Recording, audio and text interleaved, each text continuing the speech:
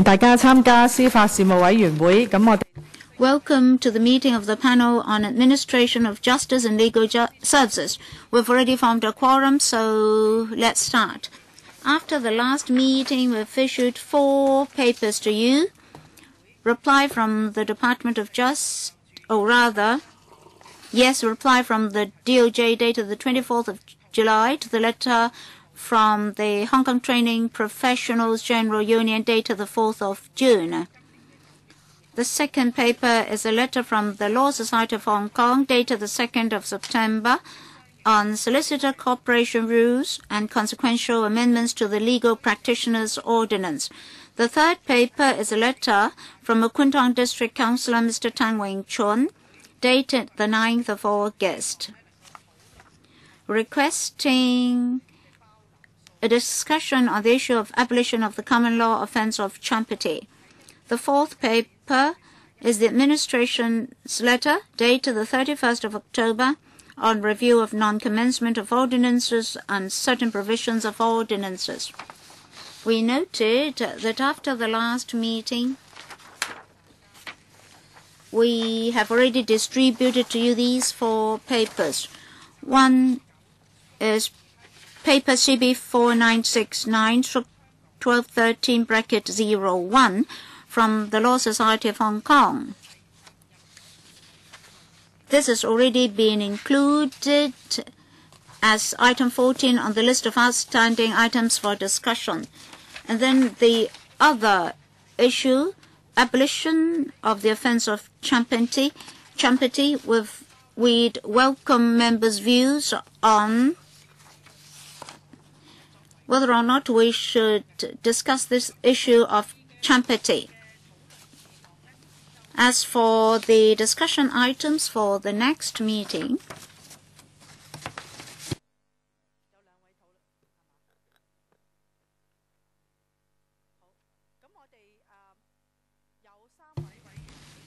three members have raised their hands. I'll give them some time to speak.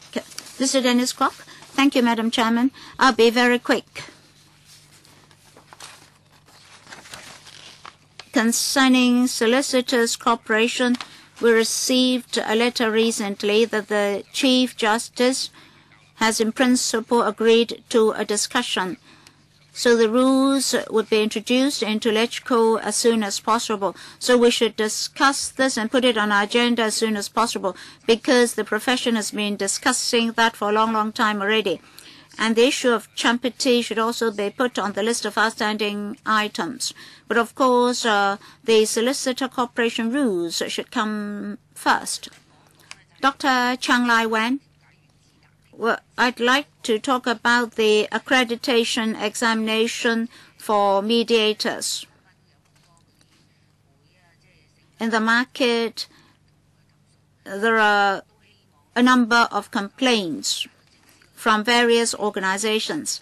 I hope that the DOJ will clarify that as soon as possible. Is it that only one organization is supported by the administration? Is it that the administration only supports one organization in accrediting mediators? And does the government have any power to regulate this organization? Because you have recognized it already. So should it be incorporated as soon as possible? I believe that in the course of reform, the administration would like to consolidate the qualifications of mediators. But in the interim, it's quite chaotic and confusing. So, Madam Chairman, should we continue to discuss this in this panel? I suggest this panel discuss it. Let us listen to Mr. Wong Yok Man first. I'd like to discuss the letter from Mr. Lee Chung-shin, Assistant to the Chief Justice. I've read the response, but I'm still not satisfied. Any other avenues for us to discuss the issue? It's up to them to say. The whole pile of documents is that thick. And they're just giving us a few lines of explanation. In Hong Kong, how can we monitor the judiciary? Even in Taiwan, every day in front of the courts, opinion polls are conducted to monitor the judiciary. But in Hong Kong, there's nothing like that. My organization has not yet started to work on this. So, there's no way out. It's up to this stage now, but they're only sending in this reply letter. I'm very dissatisfied. Does any other member wish to speak? Well, I think we can go through the remarks of these members. First of all, concerning Mr. Wong Yok Man's comments, when I arranged a meeting agenda items, I've already put it under item 7 of the list of outstanding issues. In July, we discussed for the first time that many members of the public would like to handle complaints about the judiciary. In fact, many of our colleagues have received similar complaints and didn't know what to do. So I'd like to have a discussion in the first quarter of 2014. And I think we should start with the system itself. At that first discussion, I noted that the Law Society and the Bar Association did not attend. And in society, if there are organizations who have been following up on the issue, I'd also like to invite them to come to discuss the judicial system. So, Mr. Wong Yok Man, that's my plan. As for Champity and solicitors' cooperation rules, well, our November agenda is already full. I believe that the soonest we can discuss this item is the first quarter of 2014. I think we can discuss it at the first 2 meetings of the first quarter of next year. So, Mr. Dennis Kwok, is that all right? First quarter of 2014? Because for the December meeting, we've already got 3 agenda items. And then Dr. Chang Lai Wan would like to follow up on the accreditation of mediators. In the last term, we were also very concerned about this, and we had a public hearing. In actual fact, many relevant bodies told us that they were established before this particular organization. So we shouldn't shelve this. We'll put this on the agenda in the first quarter, unless there are other urgent items. We'd like the administration to come back and explain to us again.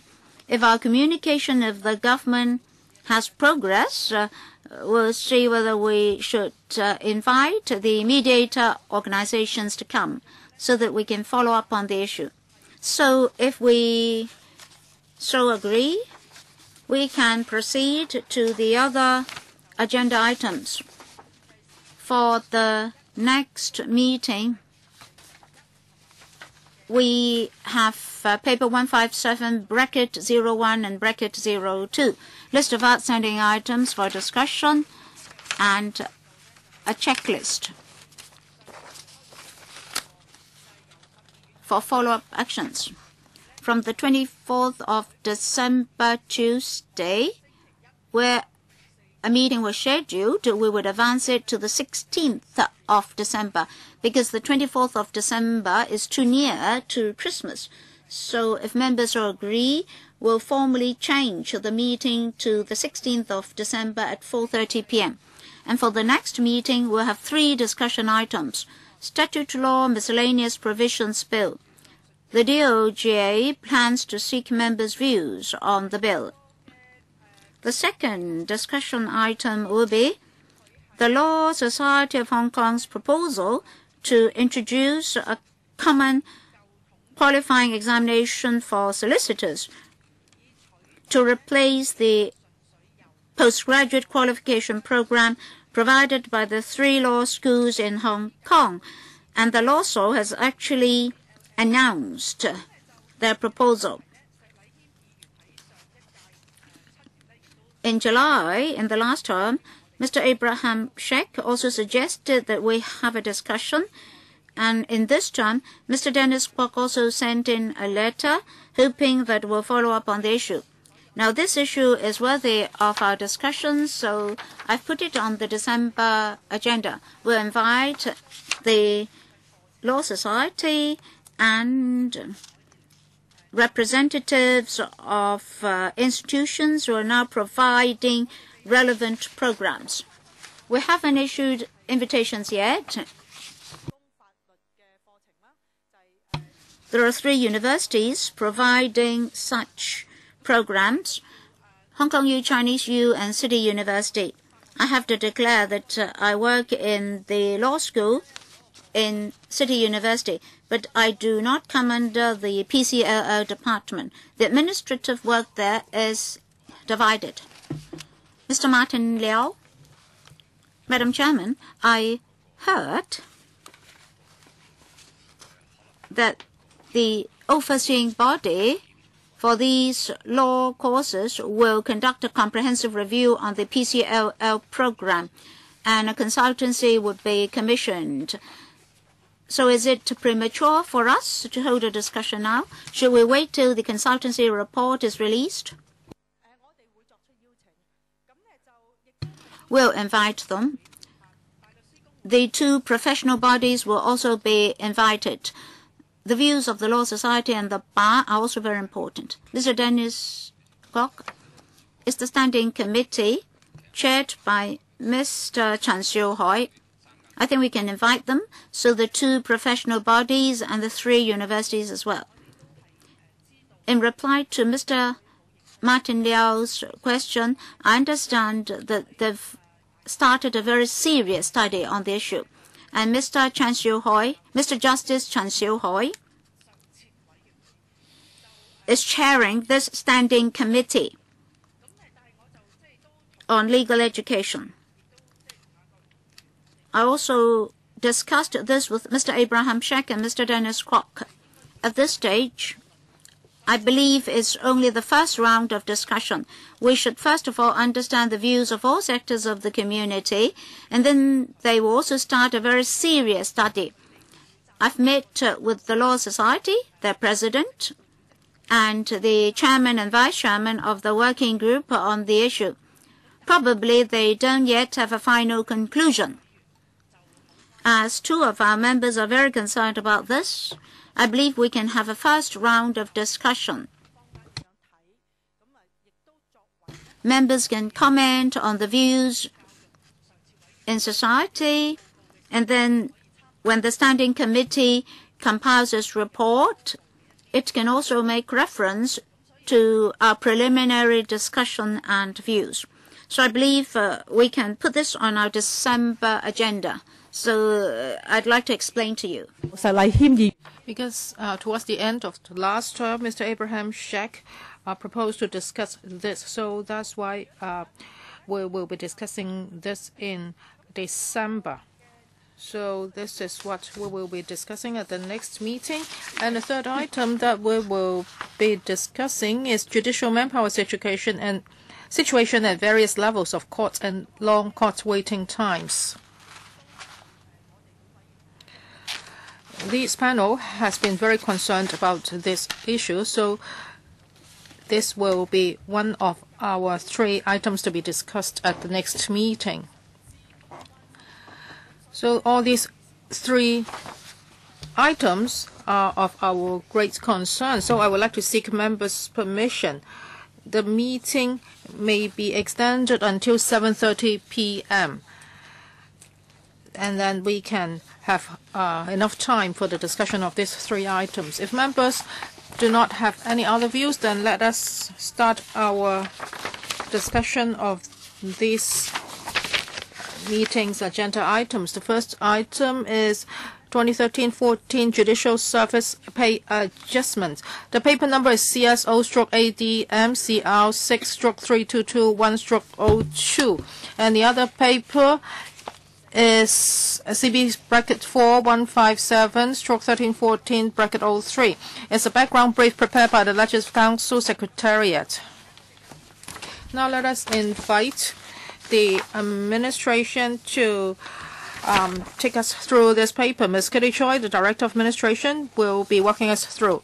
And then I will ask members to raise questions. First, Ms. Kitty Choi, please. Thank you, Chairman.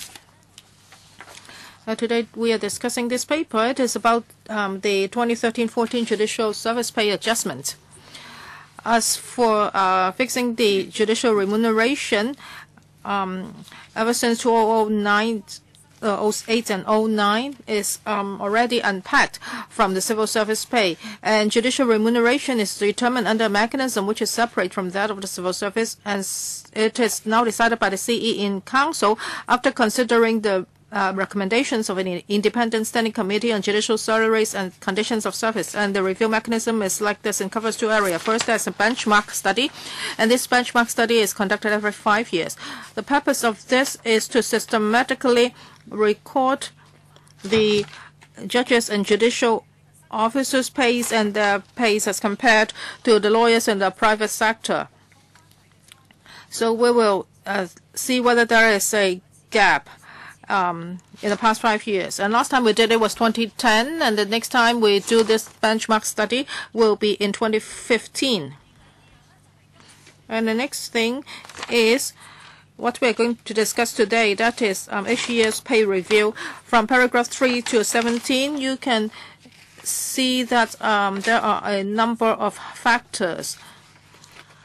We will be looking at the recruitment of talents, the comparison of our people with the lawyers in private practice, the benefits, the allowances, the economic situation, pay comparison between public and private sector, etc. Other than this basket of factors, the Judicial Committee would also take into consideration several principles, for example, the independence of judiciary, etc. And from paragraph 3 to 17, the result of this year's study has been set out very clearly, but I would like to highlight 4 points. The Judicial Committee has looked at the workload of the JJOs in the last year. This has been quite stable, but there was a noticeable increase in the number of cases at the Obscene Articles Tribunal.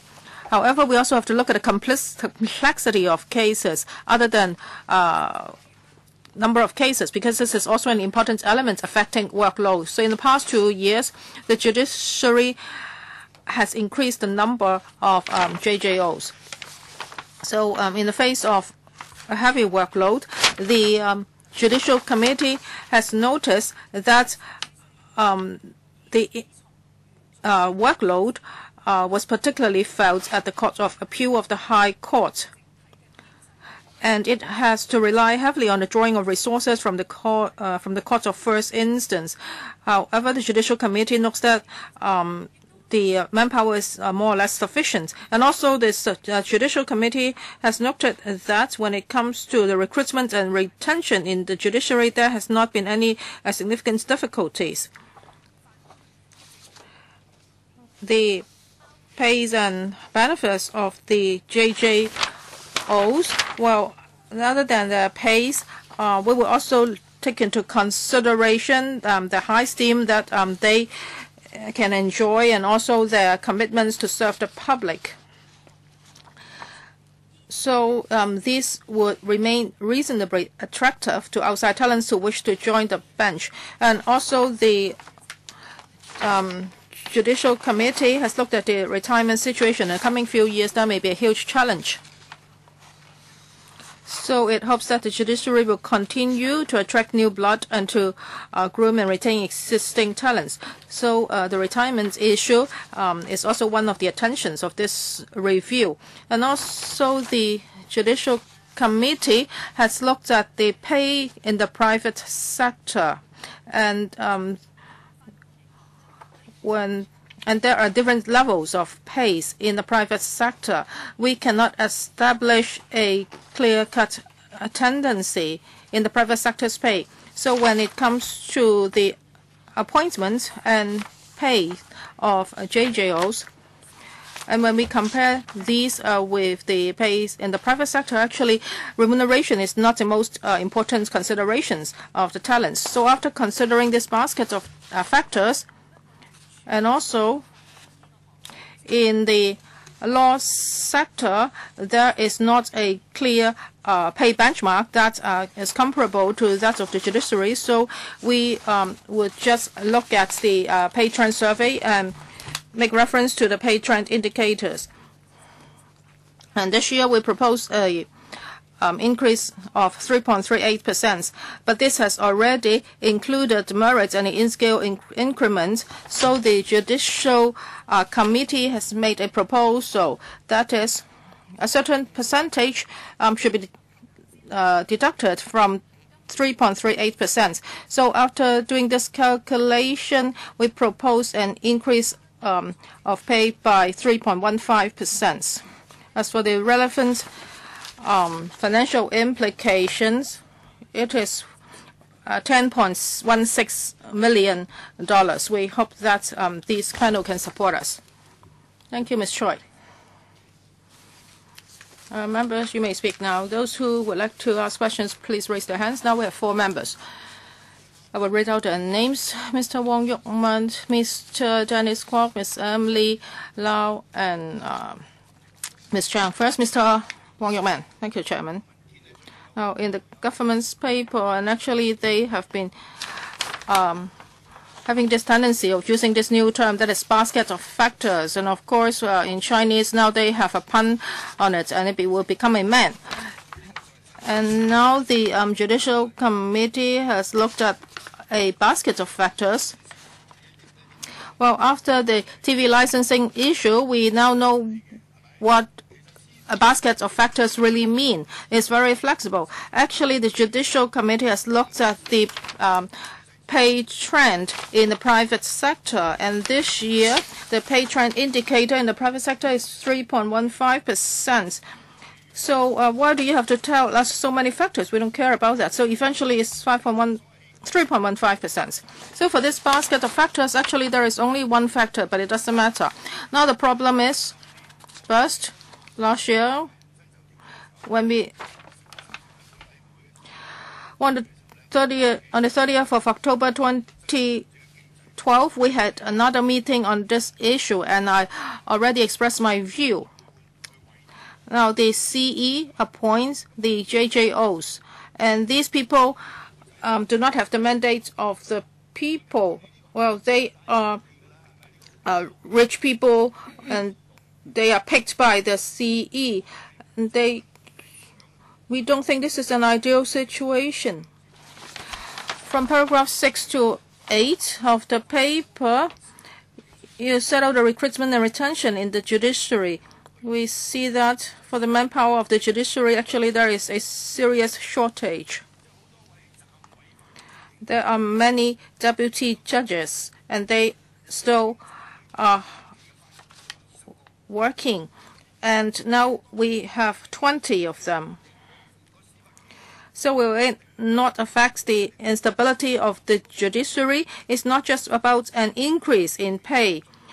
The judiciary has a serious manpower shortage, and the magistrates are really not up to par. You really cannot recruit talents, and those people are not up to standard. This is a matter of quality, and this will have a huge impact on human rights. And also for JJO's remunerations, definitely their pays are less than the lawyers in private practice. Now, in a court, well, you can see that all these lawyers in the private sector, actually, they are much better paid than the judges. I have been to a court for 2 months. This judge really hated me, and I hated him as well. The judge thought that I was making too much noise, and he really wanted to penalize me. And I think he was making a monthly salary of $100,000 or so. I think it's on the low side. So how can you attract elite from the private sector? Would Mr. Ronnie Tong become a judge? So you would just attract people who are less experienced. Well, actually, now you're electrical member. I think it's a sacrifice for you as well. Well, you have already made enough money. Now, we would like to look at the whole picture. Well, the quality of these people is really low. At the magistracy level, it's particularly low. And now, even for the judges in the higher courts, we have a query about the quality. And also, there's another issue. Retirement age. Well, 65 is really young. You want a judge who's 65 years old to retire? Well, judges in Holland would retire at the age of 70. And last June, the government said that the retirement age of 65 for judges in Hong Kong is time-honored and now is still an appropriate age. But I think we really should look at this. That is about the retirement age of judges. 65 is really too young, and now you do not have enough people. So my view is that it's okay to increase their pay. And there are 2 points. First, there's a serious manpower shortage. So what are you going to do about it? You will just increase the pay by a small amount. So will you be able to retain the talents? So how are you going to address this problem? I have cited sort of examples. Well, now we have 20 deputy judges. So what are you going to do? Well, thank you for your question. I'll answer the last question first about the retirement age. Now it's not an across-the-board approach. That is, all the judges would have to retire at the age of 65. We will have to look at the level of the court. Well, for the Court of Final Appeal, the Chief Justice and permanent judges, they can retire at the age of 71, and for judges at the High Court, the age is 70. As for registrars of High Courts, the age of retirement is 70. So not all the judges retire at the age of 65. And how to attract outside talents. Of course, I cannot speak on behalf of Mr. Ronnie Tong or Dennis Kwok. That is whether they will join the judiciary, because that is really a personal decision. But you can see the figures in our paper in the past year. They have appointed 45 judges. 18 of them were promoted internally, and 27 of them came from the private practice. From these figures, we can see that the Judicial Committee has noted that there's no problem in terms of attraction and retention of talents. As for salaries and workload, as I mentioned, the workload, particularly in the Court of Appeal, judges had to be deployed from the CFI. So the workload at certain levels of courts has not been satisfactory enough. The judiciary has 2 points in response. First of all, they have tried as far as possible to enhance recruitment exercises starting from 2012, which was completed at the beginning of this year. And immediately in July, they started another round of recruitment for the CFI. Is it that there are too many deputy judges?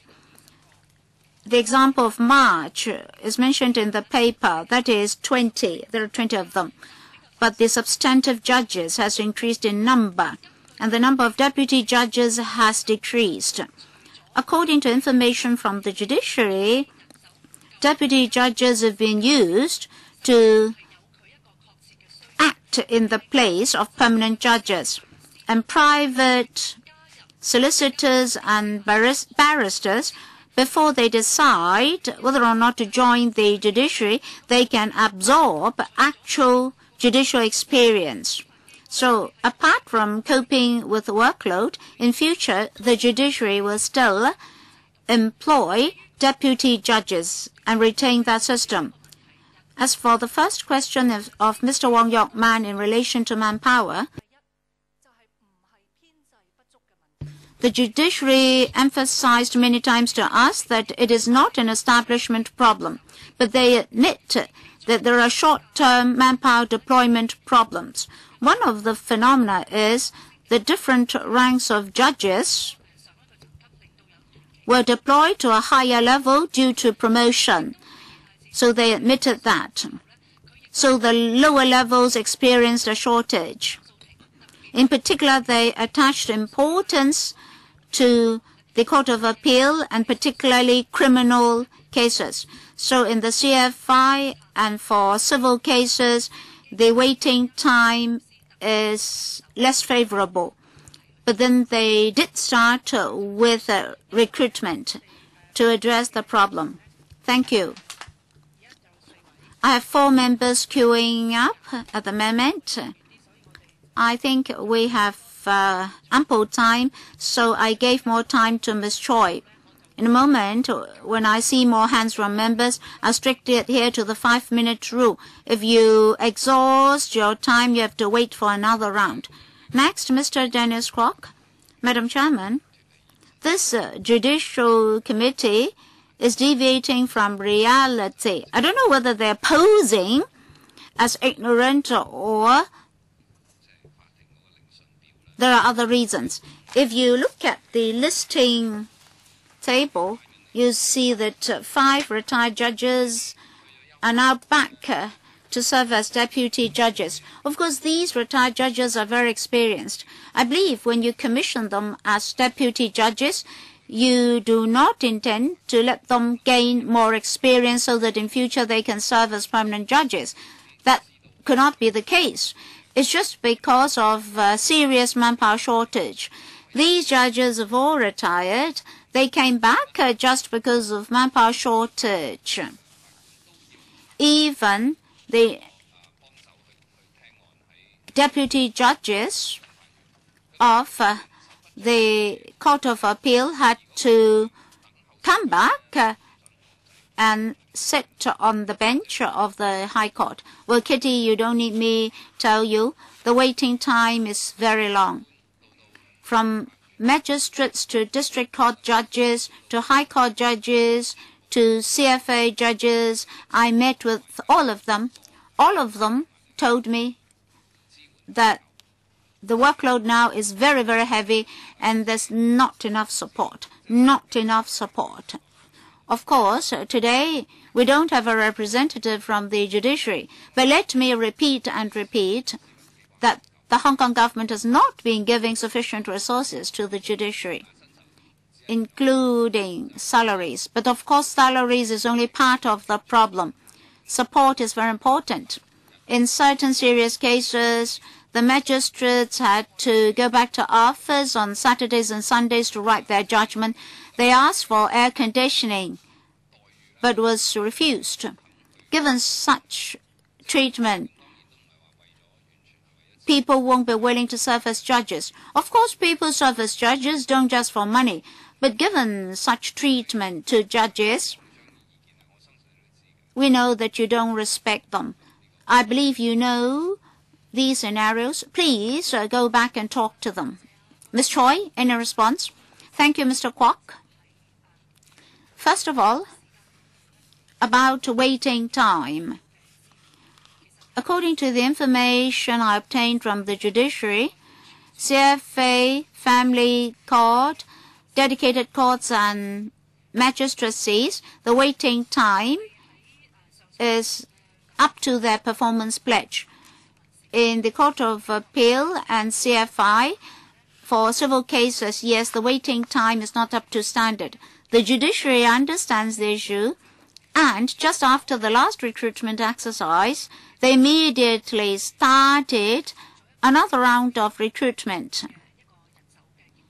And they carried out a comprehensive review on manpower. I believe when the next budget comes, members will know how much more resources they're going to get. As I said, establishment and actual manpower have to match each other.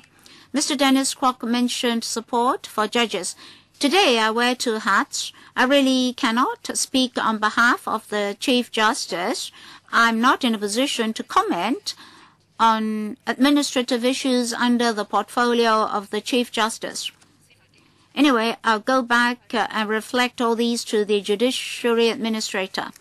Ms. Emily Lau, Madam Chairman, as many members said, we do not have enough judges. But the paper is contradictory to itself. On the one hand, it says that the workload is increasing, the workload is heavy. In particular, the problem is more conspicuous in the Court of Appeal, and therefore resources have been deployed from the CFI to the Court of Appeal. But then the paper says that there's no recruitment problems. And then short-term methods were adopted to ease the workload. Well, Madam Chairman, I don't know what they're talking about. On the 3rd of next month, we'll visit the judiciary. Last Friday evening, I met the Chief Justice. I hope that on that visit we can ask him directly. From the paper, we see that the judiciary supports these proposals. I believe they've all been participating in the whole process. Maybe Ms. Choi can tell us. Well, Madam Chairman, you said that we'll only discuss waiting time next month. Ms. Choi seemed to be suggesting that there are no problems. Are there problems, actually? Some people have been waiting for very, very long. If you really have to wait very, very long, it's really unfair to the parties concerned. Please tell us the actual circumstances. Is the judiciary very satisfied? And then here, Chairman, it says that the establishment is 191, but substantive manpower 164. So they say that they don't have recruitment problems.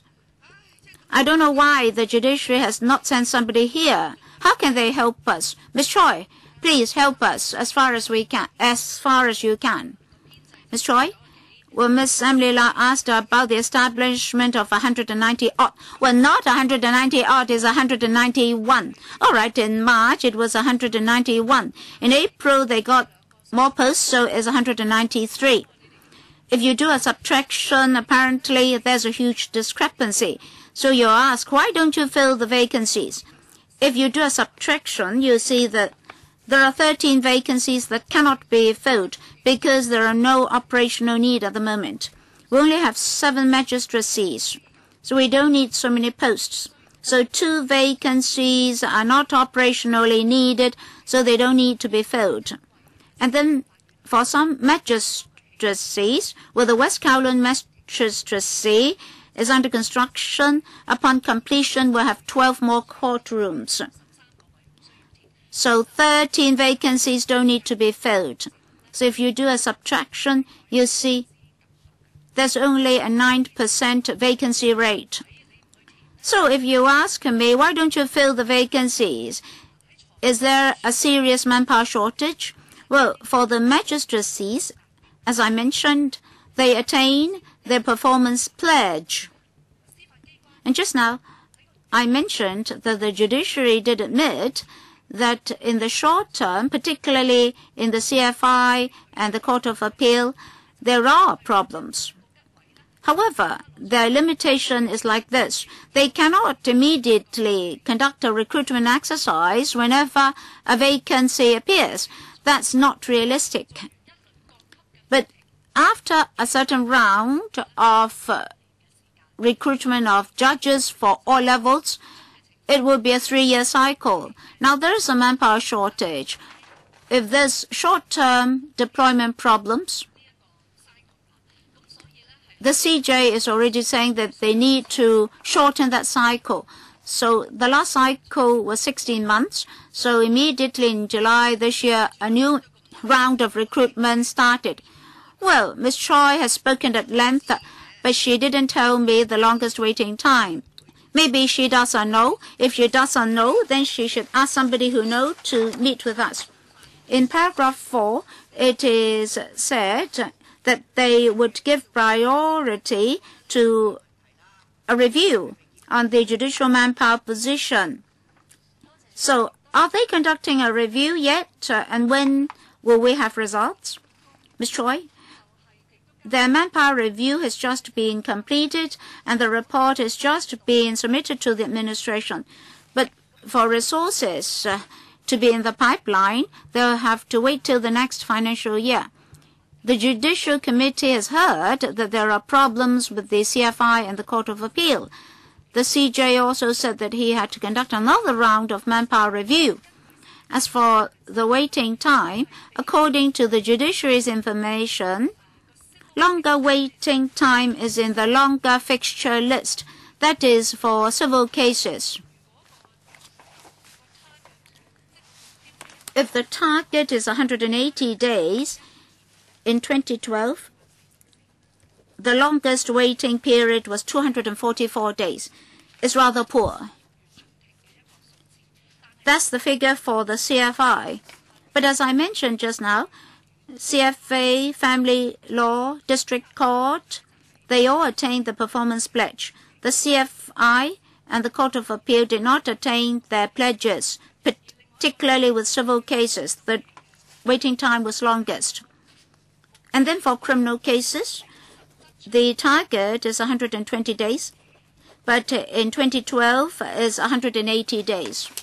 Ms. Choi, next time we'll discuss the long waiting time. By then, I hope that you have given us more details.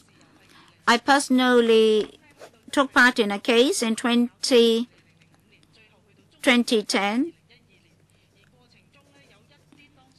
or rather the year 2000, and then it took up to 2005 to get a judgment, and then going to CFA in 2010. And because of the long waiting time, the party concerned committed suicide. So it's not just purely a problem of long waiting time. So next time, please give us more specifics. Don't just tell us that the standard is 244 days. Collect more information.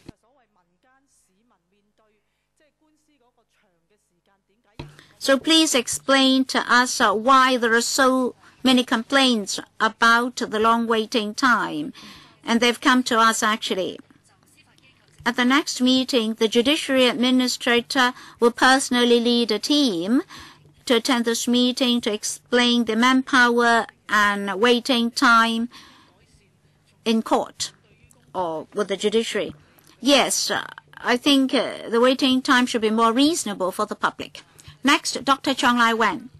Thank you, Madam Chairman. In fact, for Hong Kong's judges, particularly the young judges, they don't understand the plight and difficulties in society. This is well known to all of us. This time, you've recruited 45 judges for all levels of courts, and 18 of them were promoted internally in the judiciary. Now, these judges don't understand what human living is all about.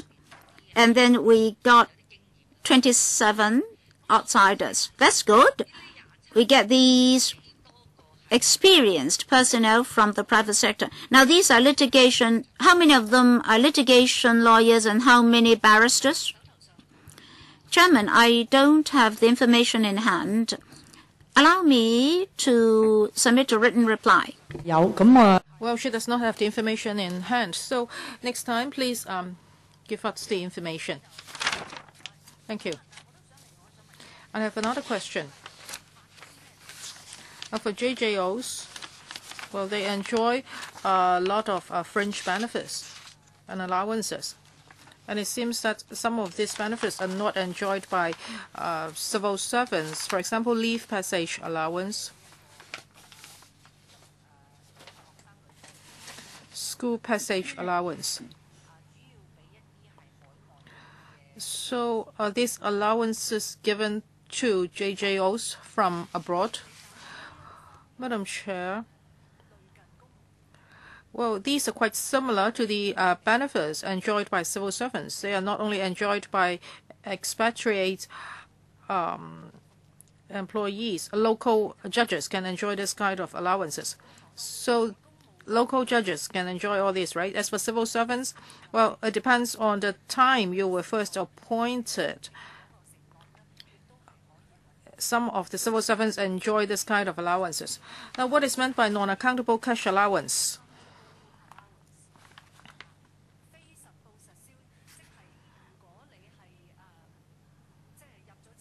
That means after being appointed, you can enjoy an allowance. It covers everything, and you do not have to show your receipt in order to claim reimbursement.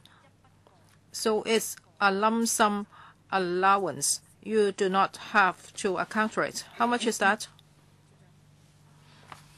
Director? For example, if it's a district court judge, how much is his non-accountable cash allowance? I'm sorry, I do not have the information in hand. Please provide us the information in writing. I'm sure you can find the information. Mr. Chung?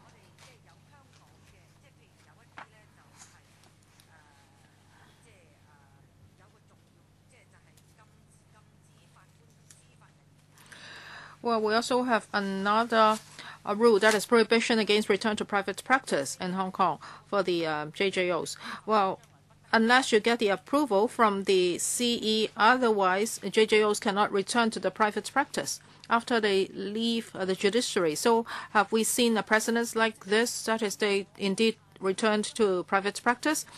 Madam Chair, I have prepared information for this meeting, and as far as I know, there has not been such a case. Mr. Ronnie Tong? Well, why have I not become a judge? Well, it is exactly because of this restriction. That's why I made the decision years ago. Mr. Wong Yuk-man is very concerned about JJO's pays. Well, I think the present situation is very different from what it was like 10 years ago. Well, you know that there have been criticism against our chamber. Many of the JJOs come from our chamber, and some other law firms also have the same aspirations. So pay doesn't really matter. And I also think that many people are willing to be JJOs. And Mr. Dennis Kwok has made a point. The most important issue lies with support. I have come into contact with a lot of JJOs, and the usual complaint is that there is a lack of support. Well, many judges have complained that they have to write judgments themselves, and if it's in Chinese, then they would have to write in Chinese, and they would have to burn the midnight oil to do it. I have been a deputy judge, so I know the plight. The course would not give you time to write judgments. You have to do it in your leisure time, and it is really difficult. And the Court of Appeal has recently criticized a judge, saying that he has written this judgment for 10 months, and now he's passed away. I hope that's not a reason for his death. And the Court of Appeal did criticize him severely.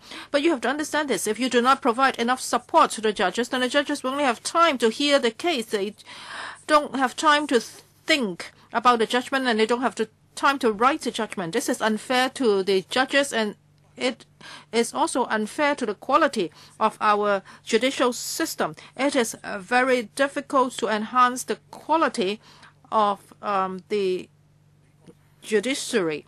And if you look at the U.S., they have qualified lawyers who would write judgments for judges, and they would carry out studies for judges. So behind a judge, there is a team of people supporting him.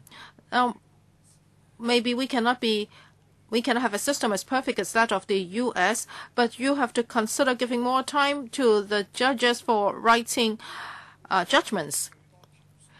I think this has been attracted the most complaints from judges. That is, they do not have time to write a judgment, in particular for cases that have lasted for a long time. Well, actually, I'm engaged in such a case. It's been dragging on for 8 months, and there has been no judgment yet.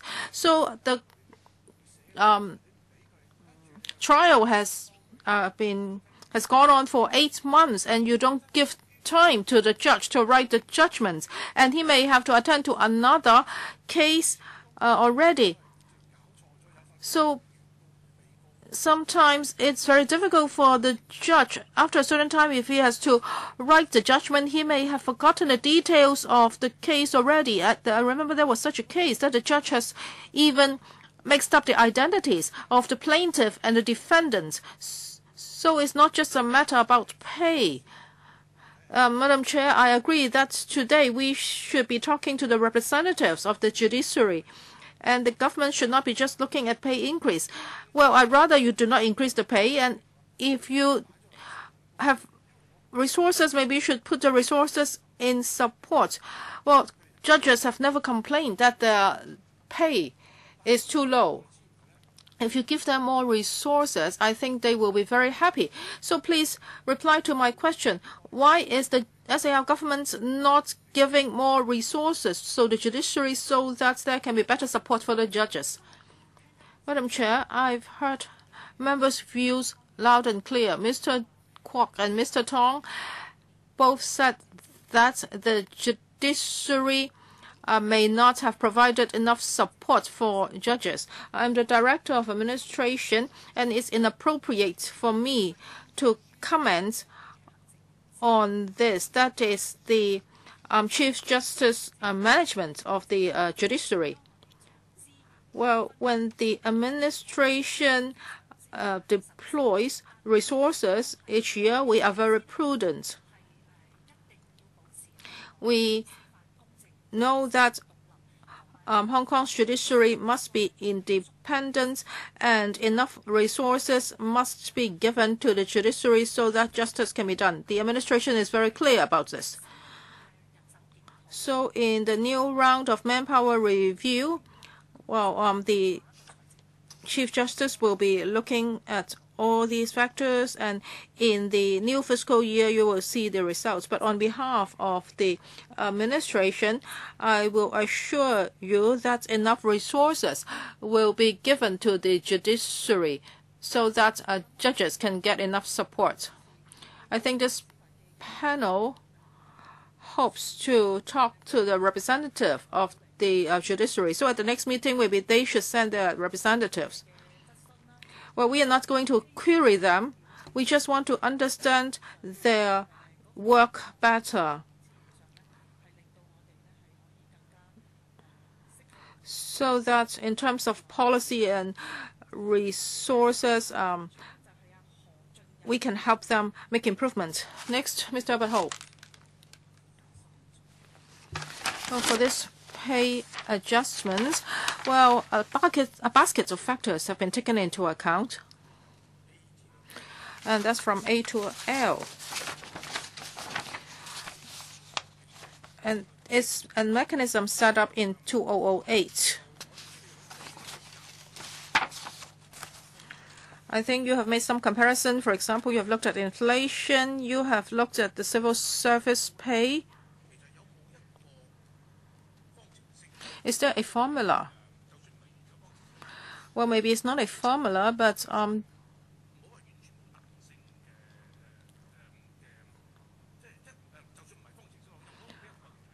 do you have a more concrete method of calculation?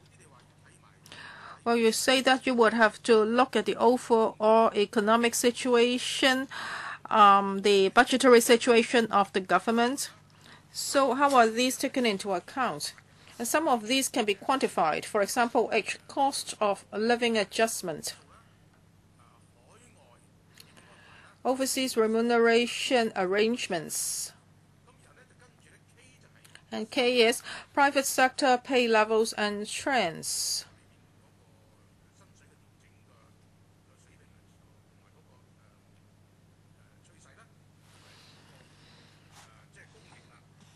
And public sector pay as well. So all these can be quantified. But as for the other factors, how can they be incorporated, and how do you come up with the figure of 3.15? So is this higher than inflation? And when you compare it to high-ranking civil servants, this rate is not lower. Director, I would like to thank Mr. Ho for his question. To answer your last question, if members still remember, for senior civil servants, this year their pay adjustment is 2.55%.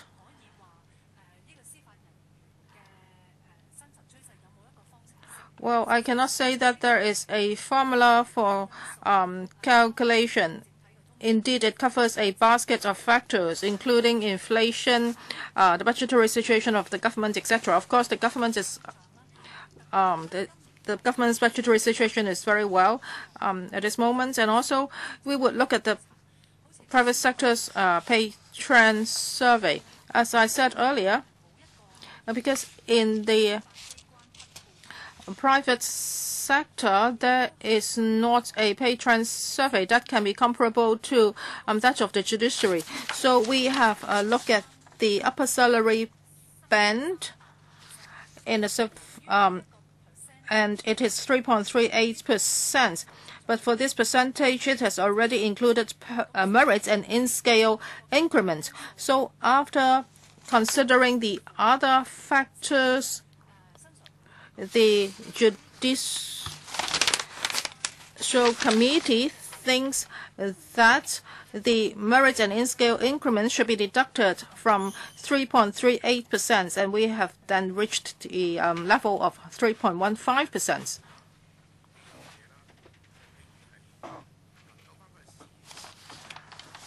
Yes, you cannot compare this to the private sector, but there are several factors we have to take into account. For example, the judges cannot return to private practice in Hong Kong. And also, the workload is very heavy. They have to work overtime all the time, and they even have to work during the holidays. So, have you considered these? And I understand that there is a retirement arrangement. I would like to ask a question about this. So, for retirement, would they enjoy a pension?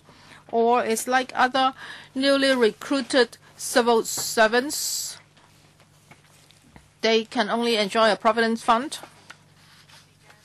Well, it depends on the time of appointment of the judge and the year he joins the judiciary. For CFA judges or high cost judges, they can enjoy housing allowances. They can live in quarters, and they can also enjoy pensions. So they have these benefits. As for your previous question, our overall position depends on a number of factors. The Judicial Committee noted that there's no recruitment difficulties in recent years because the workload has remained stable, save for several levels of courts when the workload had increased. But the overall benefits like medical benefits, housing benefits, children's education allowances, etc., as well as the high esteem enjoyed by the JJOs, particularly for the new recruits from the private sector in the market or in the profession, judicial posts are of higher esteem. So the Judicial Committee is of the view that there are no difficulties in terms of recruitment and retention. What about the salary increases for all ranks of judges? The same, yes. But that's improper because the pay rise is different for different ranks of civil servants. So there are huge discrepancies among the various levels of judges. But if you have to draw a hard and fast comparison with the civil service, the magistrates are enjoying a salary level that is similar to that enjoyed by senior civil servants. Mr. Leung Kwok Hong and then Mr. Martin Liao. I draw a line there. Mr. Leung Kok Kung, we all know that judges have too much work to do. For the master who had to hear a trial and to write a judgment in the Court of Appeal, I tried to chase after him. He failed to do what I asked him to do. Now I understand the reason. Well, if these people want to earn more money, they'd better serve in the private sector. It's just like the case of Mrs. Nina Wong. Just one litigation will earn the barristers lifelong money. Now we have to respect the judges. Judges should not be scolded by us. The problem is, when a judge lives in a complicated society, particularly a society like Hong Kong, which has experienced the handover, and there are constitutional controversies. So social complexity plus constitutional complexity, as well as political factors and globalization factors, is very difficult for the judges.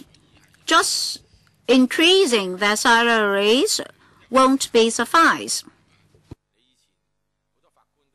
You have to give them more resources. The judges don't know everything. At the beginning of the court system, the judge relied on the two lawyers serving him on his two sides. Now I can see that the judges just cannot hope. On some occasions when I sought a judicial review, the judge refused to hear me, saying that my case was reasonable. Not reasonable. They're just being unreasonable to me. Now ask the judges whether they want more money or more people to help them. Let me cite an example. There's an imbalance. I've been a defendant. The DOJ always outsourced cases to the private sector. Whenever it encountered a case that it did not know how to handle, it would employ a silk from the UK. Well, here in the CFA, we do have judges from overseas. Now, I think you have to provide resources to assist the judges. Otherwise, they're overloaded. They're overloaded. That's why they don't have time to write their judgment. There's one thing that is most unreasonable. Magistrates don't have to write judgments, or rather they write their judgments rather late. That is exploiting the appellants. Now, there was this case in which the person was imprisoned for 3 months before the judgment was out. So, you have to make sure that the magistrates have sufficient time and resources to write their judgment where and when necessary. We just think about these magistrates who were lawyers previously. They might affect the welfare of the latter half of a person's life. Ms. Choi, well, how to assist judges in upholding justice? I believe the CJ will hear the discussion of this meeting. And later, when he meets with LegCo members or at the next meeting of this panel, he will give members a response. As regards insufficient manpower, I hope members will not misunderstand that for all levels of our cost, from magistracies all the way up to CFA, we are short of judges. That's not true. We're short of judges only at the CFI level. and the judiciary had immediately started another round of recruitment in July this year, and it will continue to rely on deputy judges to shorten the waiting time. Next, Mr. Martin Liao. Thank you, Chairman. My first question in my mind is, as far as I know, judges after 50 years old will enjoy double pension. Has that practice been maintained up to now? Secondly, in the long run, sufficient resources must be given to the judges. In overseas jurisdictions in the 1970s and 1980s,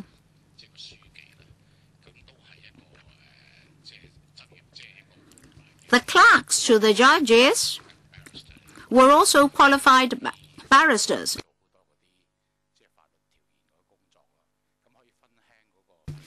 They could assist with a great deal of legal work of the judges. That did help shorten the working time of judges. So I wonder whether more resources can be given to the judiciary such that judges will have more time for hearing trials. Other work can be left to the clerks, but the clerks are also qualified lawyers. And then I heard this appeal in the Court of Appeal, and then an interpreter immediately interpreted the words of the judge to the defendant in the defendant's dock. So the judge and the interpreter were speaking at the same time.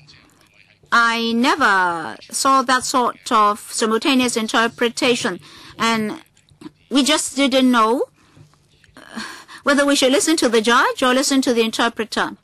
Ms. Choi, as for the first question of Mr. Martin Liao, that is something to do with retirement protection.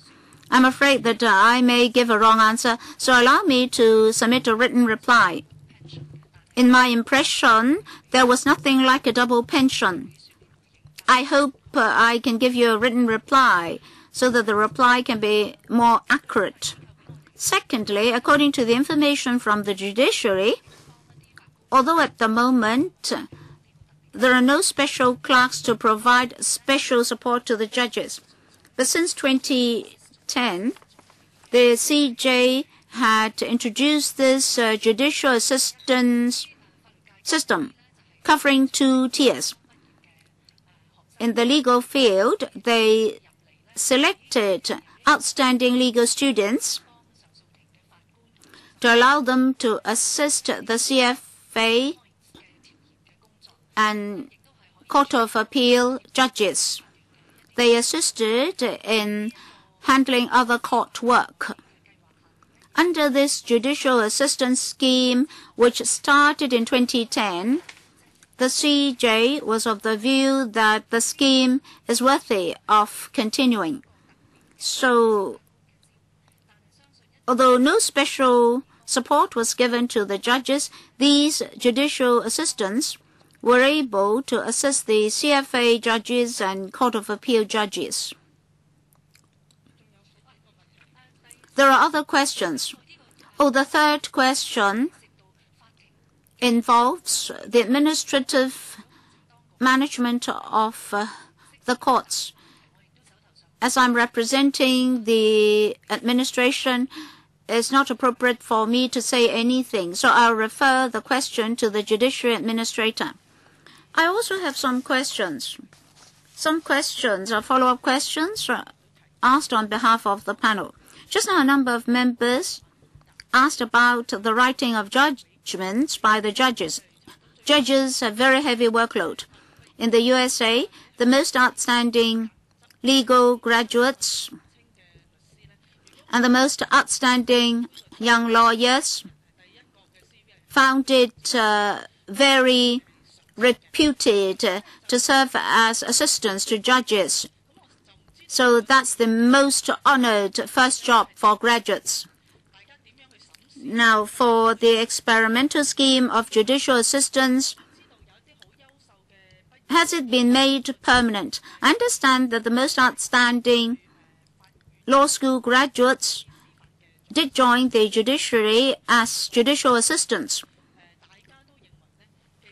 In this panel, we're all of the view that when it comes to judgment and trials and their quality, more supportive resources should be given to the judges so that judges can complete the final stage of their work, that is, the writing of the judgment.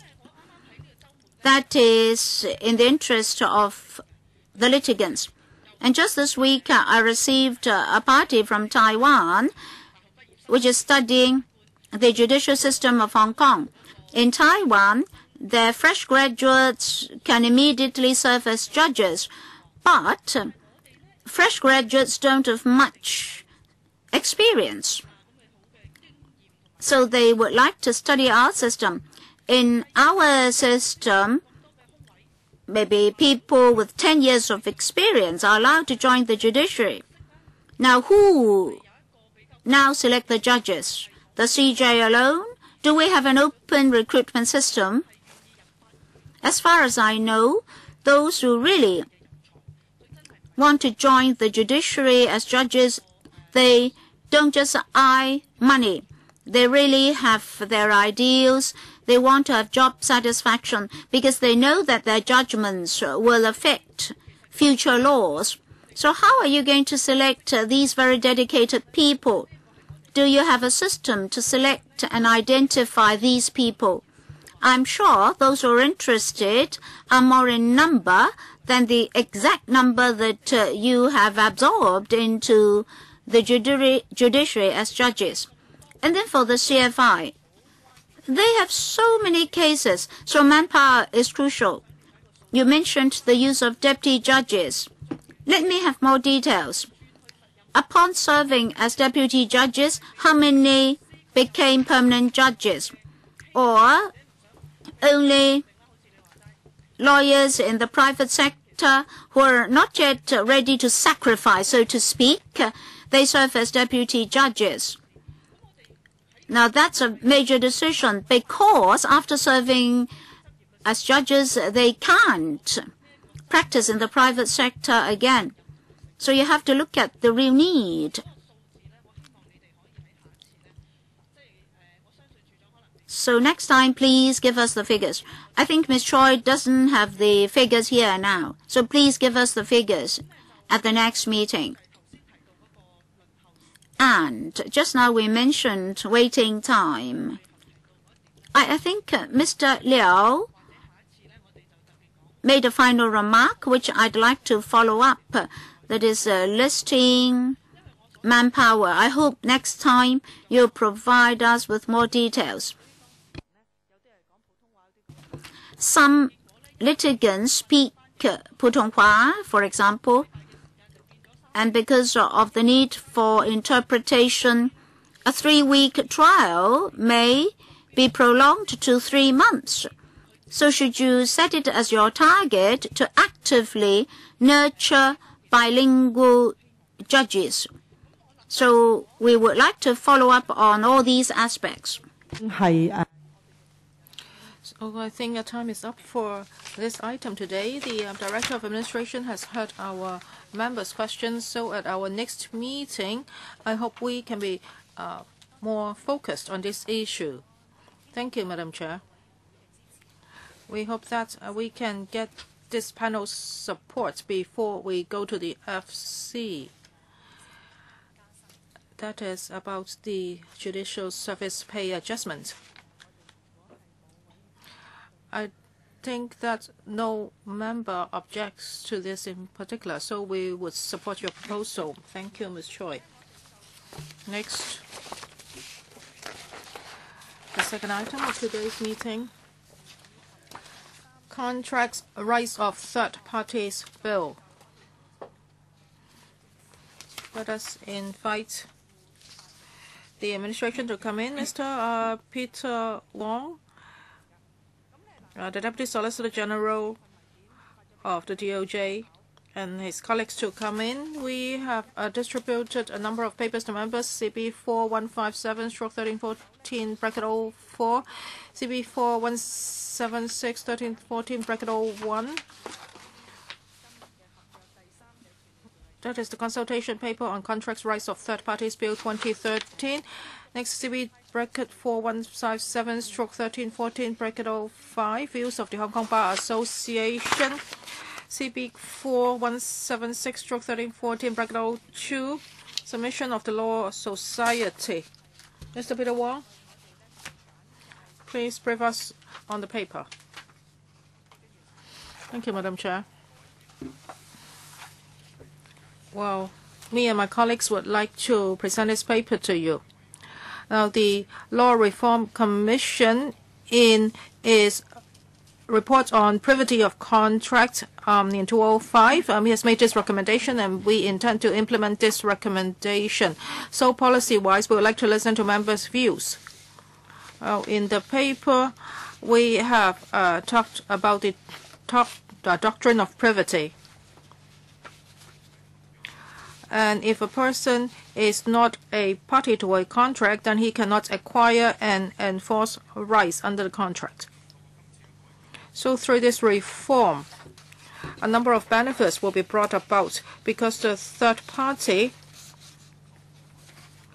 through court procedures, can enforce his rights, and some unfair areas can be eradicated. And in paragraph 3, we state that we hope that we can implement the LLC's recommendations completely. But of course, when it comes to the details, we can fine-tune them. So for the whole proposal, the most important thing is to give rights to the different parties to a contract.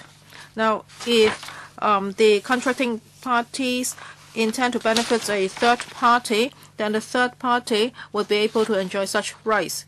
Well, under the present common law principles, there are a lot of restrictions. Well, for this reform itself, there is a crucial element, because this is to embody the wishes of the contracting parties. If the contracting parties do not want to do this, then through the contractual terms, they can contract out the new statutory provisions.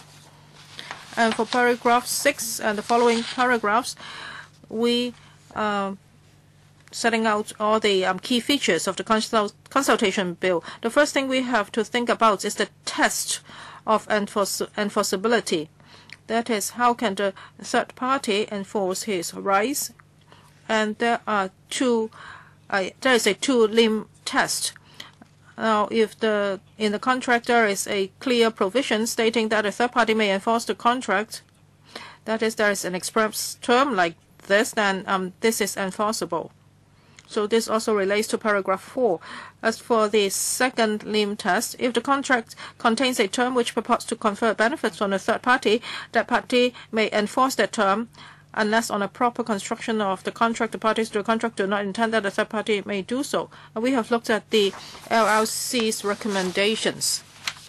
Now, if this is a benefit, and if there is a proper construction of the contract, and if it does not seem that the two parties do not want the third party to enjoy the rights, then the third party can enjoy the right.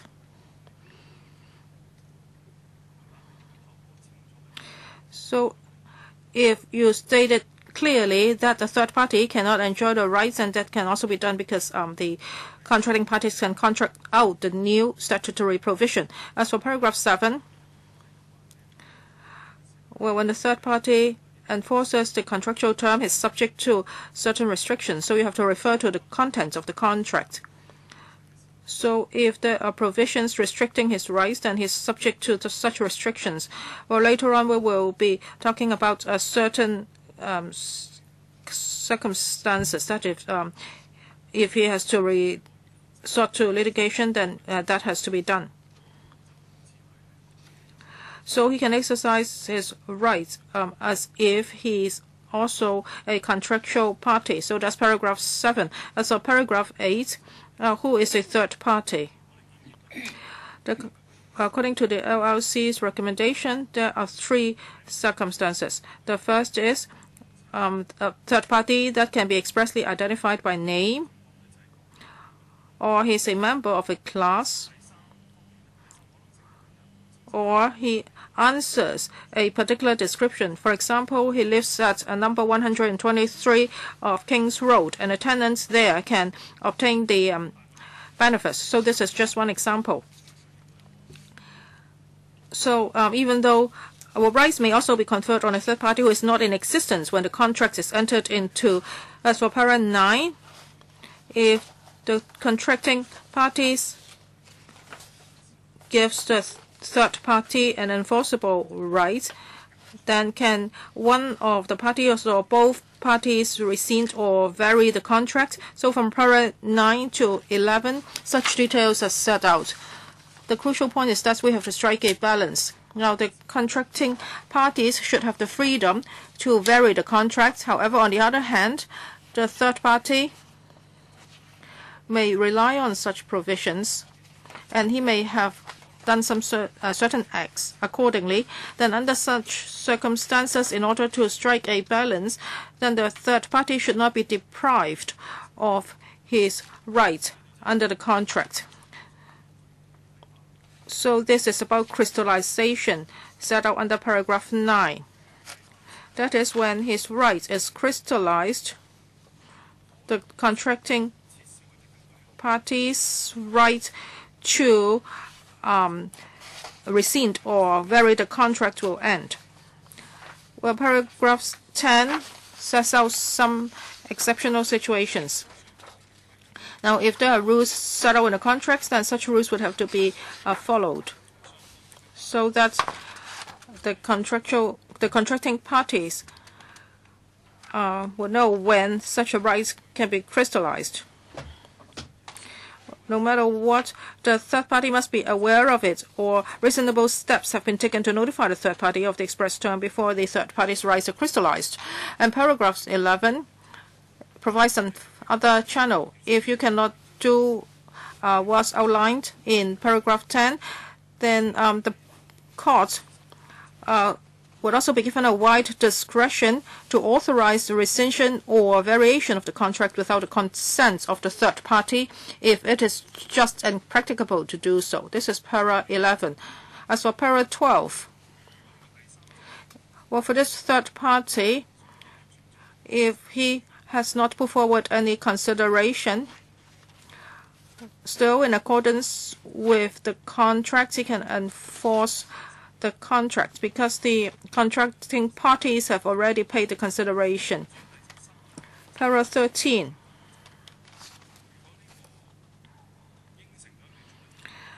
Well, for a promiser, if he has promised or he's made a certain promise, in particular when there is a defense, that is, if the third party wants to sue the promiser, then what kind of safeguards would there be? A and B sets out these defenses. First, A, any defense or set-off which arises from or in connection with the contract and is relevant to the term and would have been available to the promiser had the proceedings been brought by another party to the contract by whom the term is enforceable. That is the promisee. And B, any defense, set-off, or counterclaim not arising from the contract which would have been available to the promiser had a third party been a party to the contract. So for the promiser, this would serve as a safeguard. Para 14 and 15, these are further protections. That is, the third party would not enjoy double benefits, and the promiser will not be liable to double liability. And in paragraph 15, if there is a litigation, well, if the court hands down a ruling, it would have to consider certain reductions. That is, the third party has already obtained certain benefits through another channel. That is, the promisor would be protected from double liability. Para 16, arbitration and jurisdiction clauses.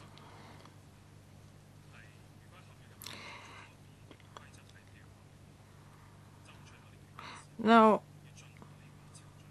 if there is arbitration, then the third party would have to go through arbitration if he wants to claim certain benefits. And he would also, the third party is also bound to enforce the term by arbitration and the specified jurisdiction unless on a proper construction of the contract. The third party is not intended to be so bound. And scope of allocation is outlined in paragraph 17. Well, this is to ensure the rights of the contracting parties be protected. And when after this bill commences, this can be used. Para 18, there may be some special circumstances. That is, this mechanism should not be applied under such circumstances. The LRC has conducted a very detailed study, and it has looked at the views of different parties, and now it is proposing to exclude certain classes of contracts. A is a third party already has an enforceable rights under existing rules reflecting international conventions. This includes a bill of exchange, a promissory note, a contract on a negotiable instrument, a contract for the carriage of goods by sea and by air, and a contract on a letter of credit. These are time-honored international practices. B, a third party has no enforceable rights under existing rules, but there are sound policy reasons for maintaining that position. This includes the memorandum and articles of a company having effect as a contract under the company's ordinance and a contract of employment against an employee.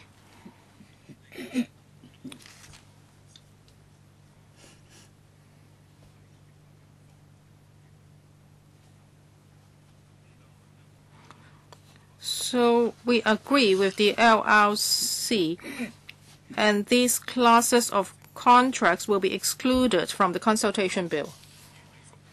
Para 19 to 22 are about the consultation. In January this year, we received 20-odd submissions, including those from legal professional bodies, the academia, the insurance industry, and other sectors of the community. So we have prepared this bill for a comprehensive consultation exercise. The views we received are very precious.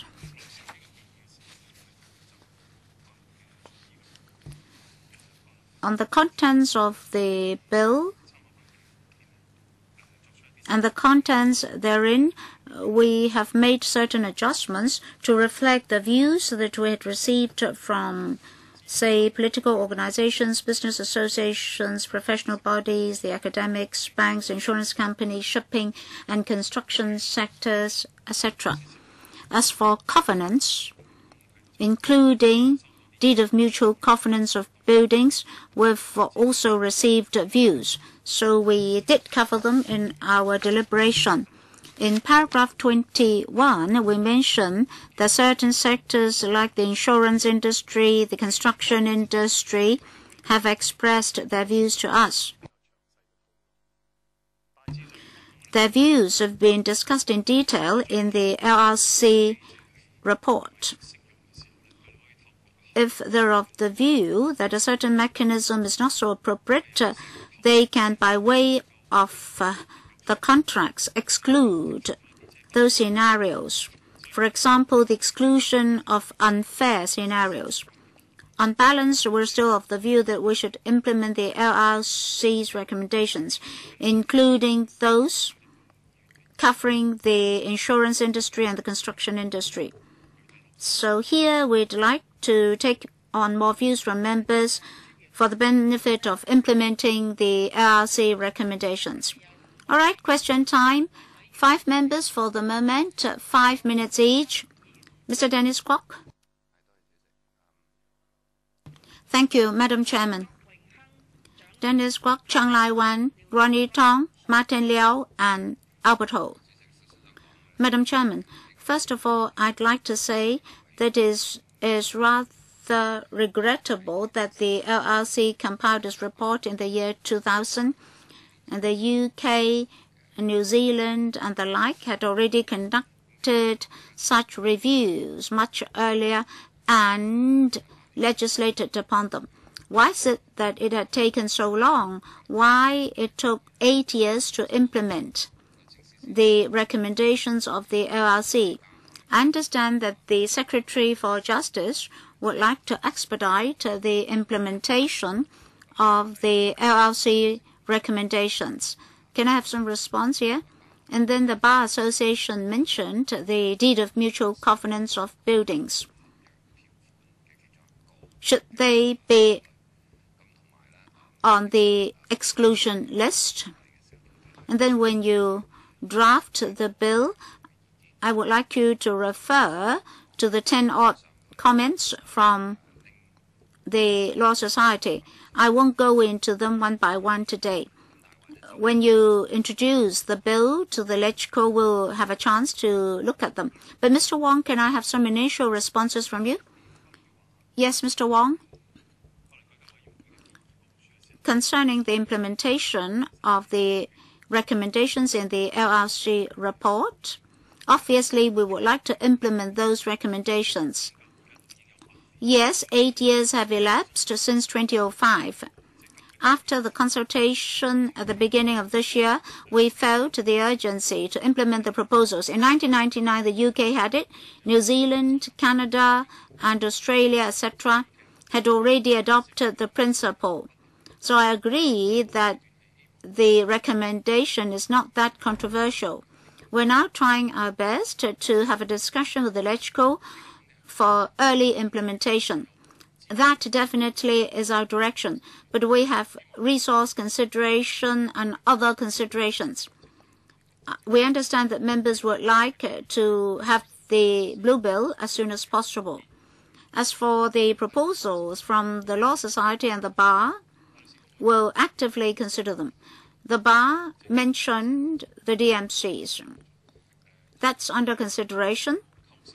We'll see whether there's any obvious conflicts so as to render DMCs exclusive or being excluded. So when we draft the Blue Bill, we'll take reference from the views of the Law Society and the Bar. Next, Dr. Chang Lai Wan. Thank you, Chairman. I'd like to know this. Now, we have contracts. I understand that not every contract has to be written in black and white. Sometimes a certain act or behavior, say, between you and me, there is a procurement or purchase. A contract may be formed. Can I have more examples from overseas jurisdictions? You mentioned certain jurisdictions that had already legislated on the principle. So I'd like to know more examples from these jurisdictions so that I know where the problems lie. A friend of mine asked me, given this principle, if a renovation worker does renovation work in the landlord's premises and is injured, the contractor or subcontractor cannot be located. Can he sue the landlord? In fact, the landlord does not know the worker. But can the worker sue the landlord as a party to the contract? Mr. Wong? I think the question is about the right of the third party and contractual protection to the parties concerned. Dr. Chang is actually asking about the relationship between the landlord and the worker. The existing laws won't be affected. For example, if the renovation worker, because of negligence of other parties, sustains injury, his civil right to tort will not be affected. But if we want to take care of the interest of the renovation worker, if the worker is to benefit, he can make use of this regulatory regime. But then there are strict rules and regulations. For example, 2 basic conditions were mentioned just now.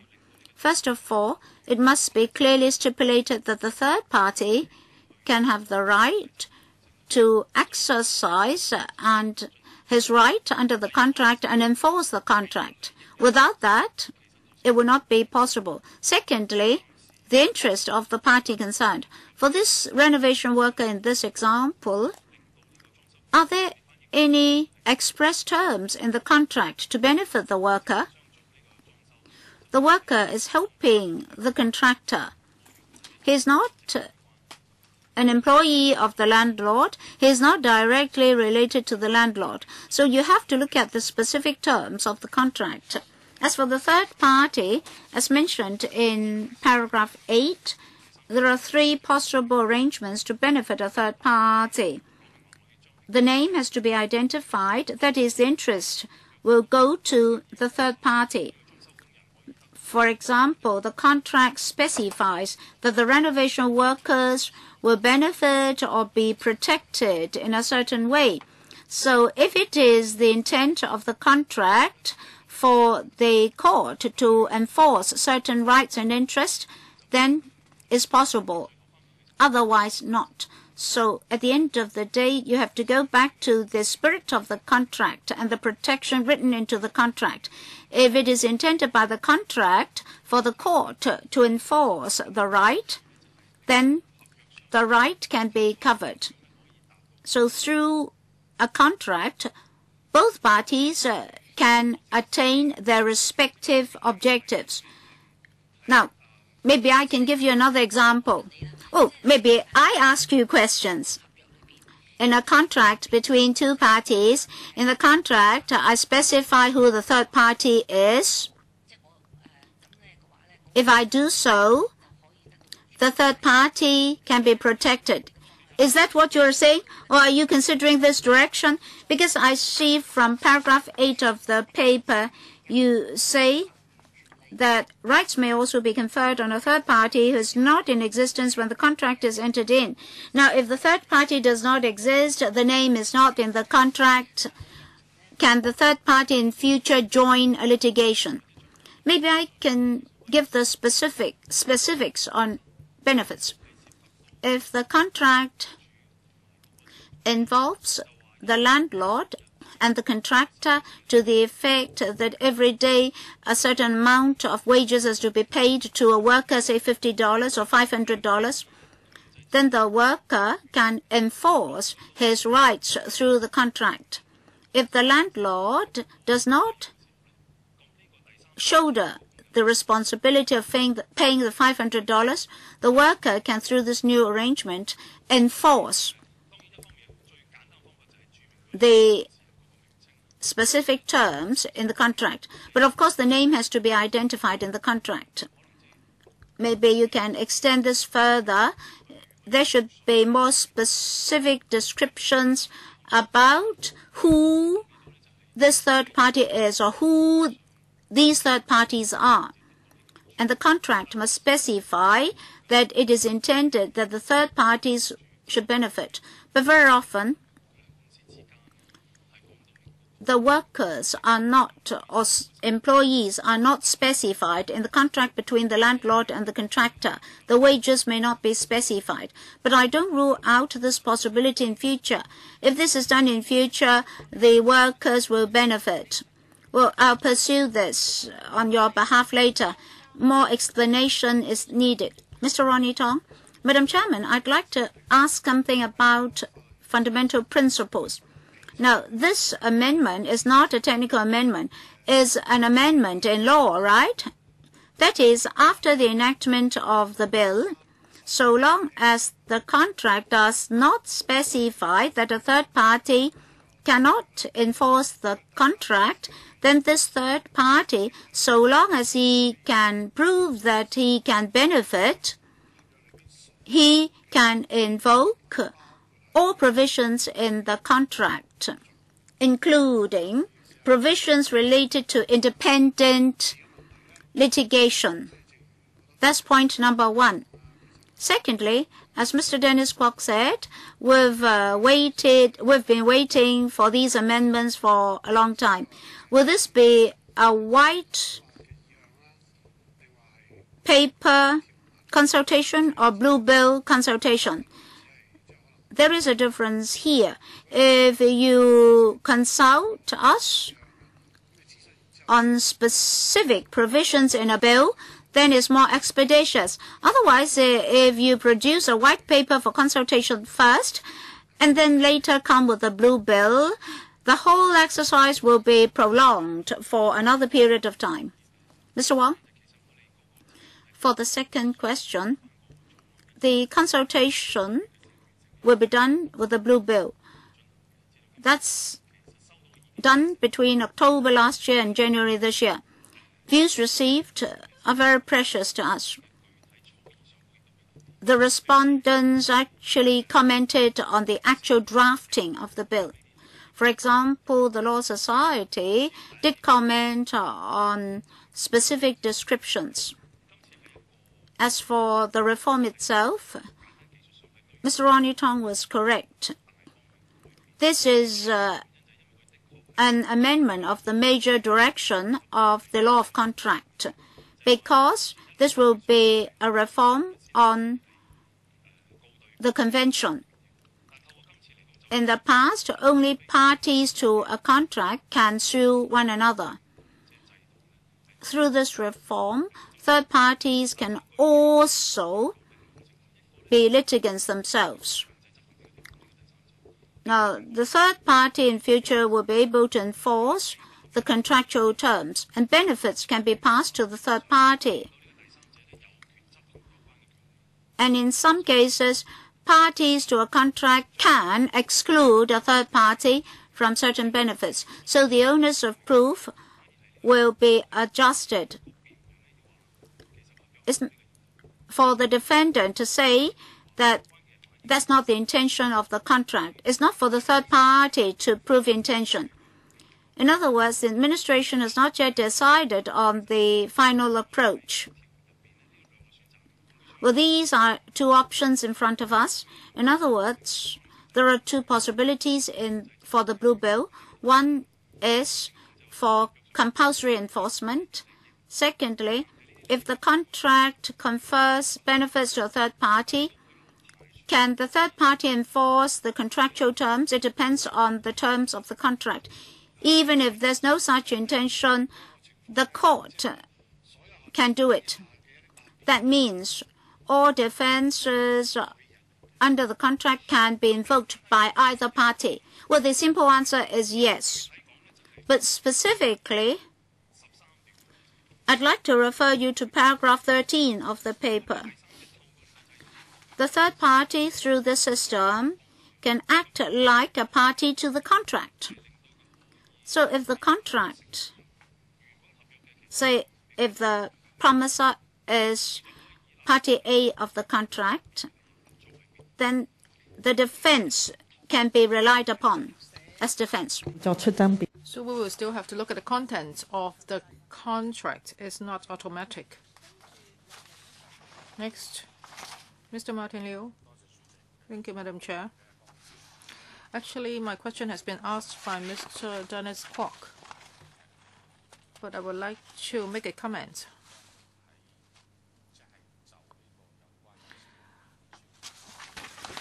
Well, the Bar Association has talked about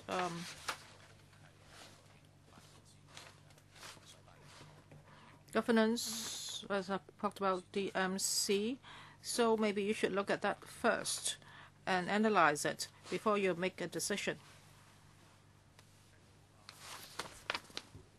Yes, I've heard Mr. Liu's comments. We will take that into consideration. So for DMC, it's actually used by members of the public most often, as long as you live in a private residential building. So it involves a lot of people. Many of our members have a legal background, so when we talk about third-party rights, we do not need very detailed discussion. But for the public, now this is actually a significant change in the law. So I hope that you can explain to the public in simple language so that the public would know what is going on. So for members of the public, well, many of them are entering into contracts all the time. So you have to explain to them very clearly. Although this has been discussed for 8 years, the legal profession, of course, would know very well about it. And the stakeholders would know about it, for example, construction industry. However, for members of the public, they would not know, in particular DMCs. So it may also benefit the people. They may also be the third party. So you have to explain to them in general language. And then they would know how to make use of this bill. And also for the contractual parties, they also have to understand this clearly, because this will not only have an impact on legal technicalities, it will also affect a lot of people. Mr. Albert Ho, also about DMCs. The Bar Association's letter is actually very simple. It assumes that we would understand the justifications behind it. It has also cited a case. So if this bill is enacted in its present form, what will be the legal consequence? For example, for the enforcement of DMCs, everyone would have a right, would have rights and obligations under the DMCs. If a certain person or a property owner, he breaches the DMCs, and another owner, under the existing law, can he directly enforce the DMC? I think that's a query at the moment. I think only the OC has the right. And if one owner sues another owner for breaching the DMC, is that possible? Because they are both contracting parties. But I think there are difficulties now. So after the enactment of this bill, what legal consequence will there be? Well, the Bar Association has cited a case. So why does it think that this case should be treated as an exceptional case? Now, I would like to thank Mr. Ho for his question. We are actually looking into it. And I would like to explain to you that the Bar Association is suggesting this. That is, for DMCs, they should be taken away from this amendment. So they have this thinking is because for DMC laws, they are quite different from what we are talking now. So it's just like under the company's ordinance, the memorandum and articles of a company should be excluded because there is already a complete system handling this kind of contracts. So for this amendment, we do not want to see any conflicts like this. So this is what we are looking at. Would this really occur? Well, because for most jurisdictions, when they implement these rights, they will not exclude this kind of contracts, because for the spirit of the amendment, well, is that we have not changed the original law. We are just providing an extra channel so that a third party can go to the court for his rights. So this is an extra protection. Now for DMCs, well, a person can try to claim his rights, and for our amendments, it does not affect these procedures involving DMCs. This is just an extra protection. But if there is a fundamental breach, or if it is against an existing good system, then we can consider excluding it. So now we are still looking at this. Mr. Liu and other members have asked these questions, and we have to be very careful. Well, as to whether certain contracts should be excluded, we have to be very prudent. Now, when we look at the report, many stakeholders have indicated to the LLCs that certain contracts should be excluded. So the core of the issue is, well, this is an extra protection. The concept would not affect the rights of the existing contracting parties. Now, for example, CAP 291 is about land rights, and litigations can be carried out under that, and that would not be affected. Mr. Ho?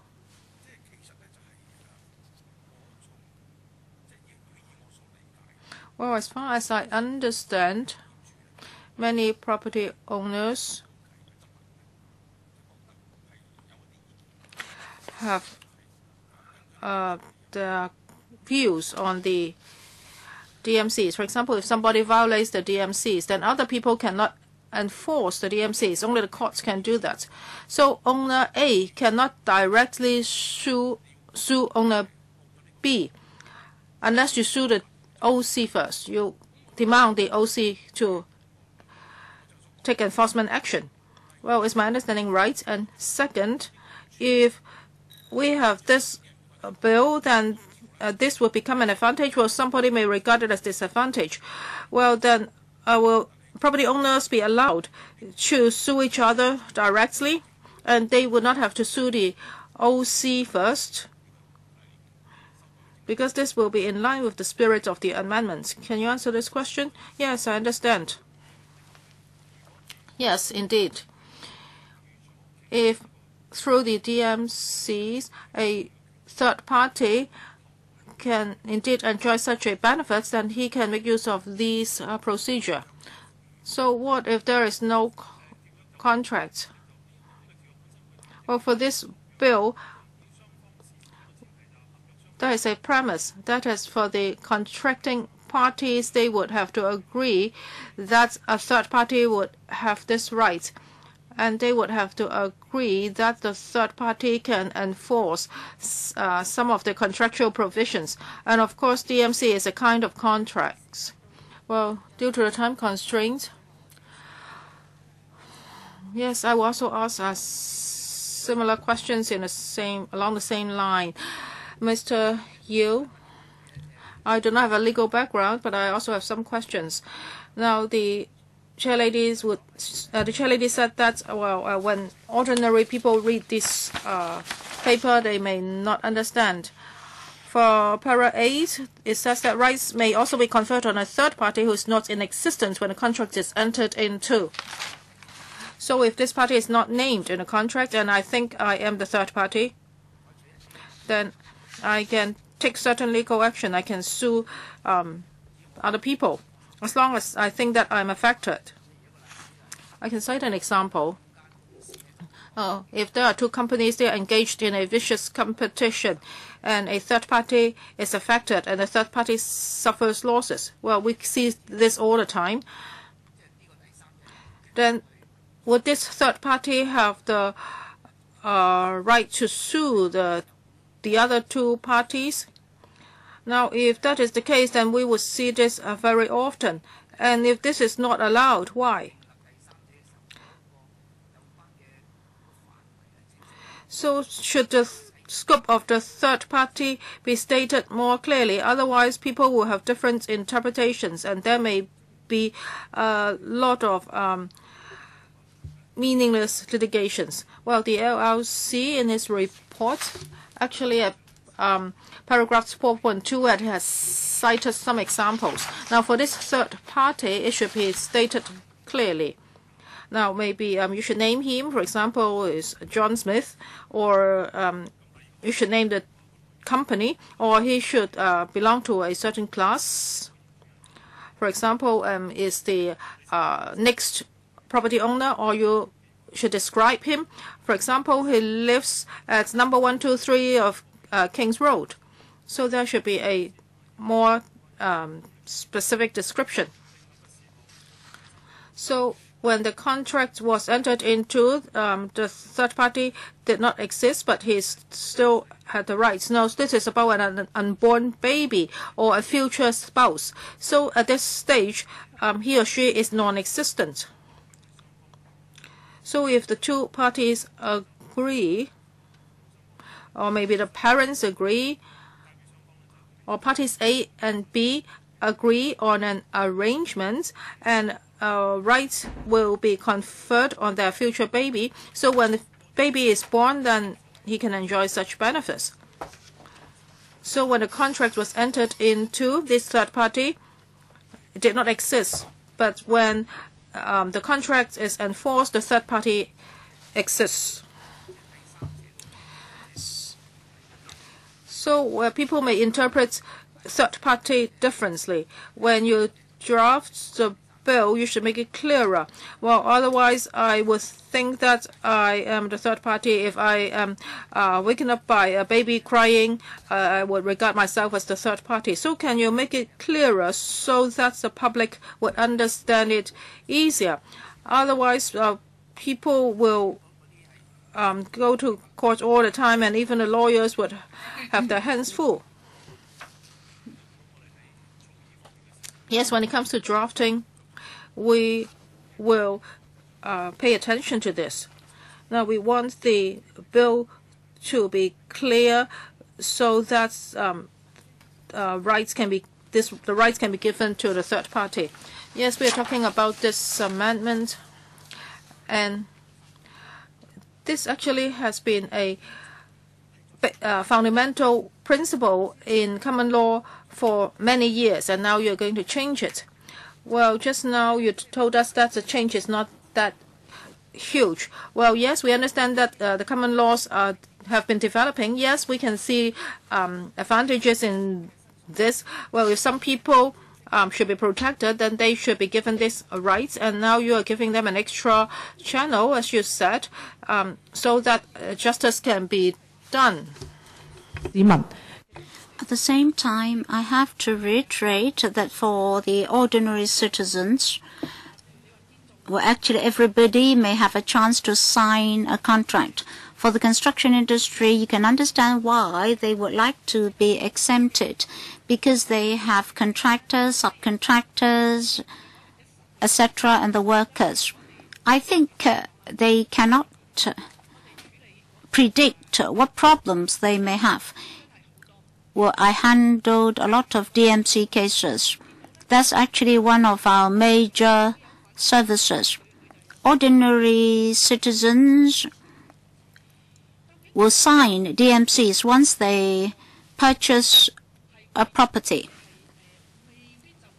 So what liabilities do they have? You have to make that clear to them. Now, this discussion has been going on for 8 years. Well, only a few members are staying on. Should we allow them to continue with their policy amendment? In my opinion, I've been following up closely the views of the administration and the professional bodies. You see, certain sectors of the community have asked for exemption. That has something to do with application. They are worried that when this becomes law, they may be caught.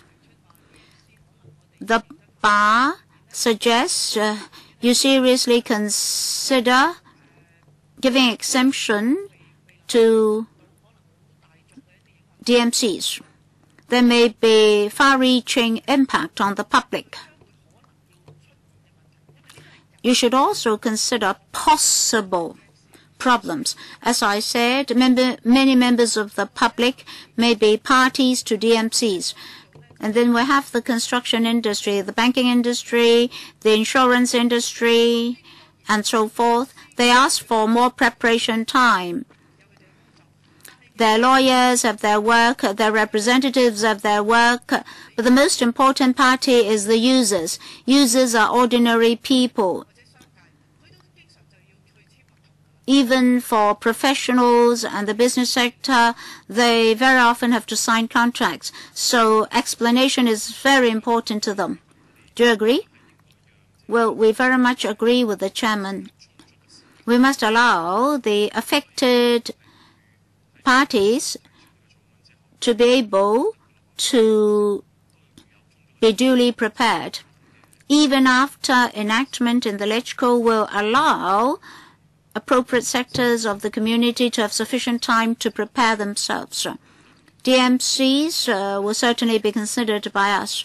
So thank you, Mr. Wong. Thank you, members. I think we have completed all our agenda items. Thank you very much.